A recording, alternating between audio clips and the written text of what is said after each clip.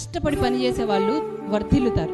లేఖనాల్లో కూడా ఉంది, ఎవరైతే తమ చేతులతో కష్టపడతారో అలాంటి వాళ్ళు నిశ్చయముగా వాళ్ళ కష్టార్జితాన్ని అనుభవిస్తారు. వాళ్ళ రూపాయి ఎక్కడికి పోదు, వాళ్ళే అనుభవిస్తారు. అన్యాయంగా వచ్చింది అన్యాయంగా వెళ్ళిపోతుంది, కానీ కష్టపడేవాడు మాత్రం వర్ధిల్లుతాడని రాయబడి ఉంది. మన ఇరుగు పొరుగు వారు, మనతో ఉన్నవారు ఎవరైనా ఒకవేళ వాళ్ళు వర్ధిల్లుతుంటే కొంతమంది ఏం చేస్తారు తెలుసా, వాళ్ళ మీద అసూయ పడుతుంటారు, వాళ్ళ మీద ఈర్ష్య పడుతూ ఉంటారు. వీళ్ళు మాత్రం మళ్ళీ ఏ పని చేయరు.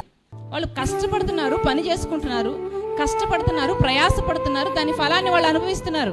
నువ్వు ఏ కష్టపడకుండా తిని కూర్చొని వాళ్ళు ఏం చేస్తున్నారు, వీళ్ళు ఏం చేస్తున్నారు బాతాకానీలు చెప్పుకుంటూ దేవుడు నిన్ను దీవించాలి అంటే, దేవుడు నీకు అభివృద్ధిని కలుగజేయాలంటే ఎలా కుదురుతుంది? ఆలోచించండి. కష్టపడాలి కదా. నువ్వు కష్టపడకుండా ఎదుటి వాళ్ళ మీద పడి ఏడిస్తే ఎలా కుదురుతుంది?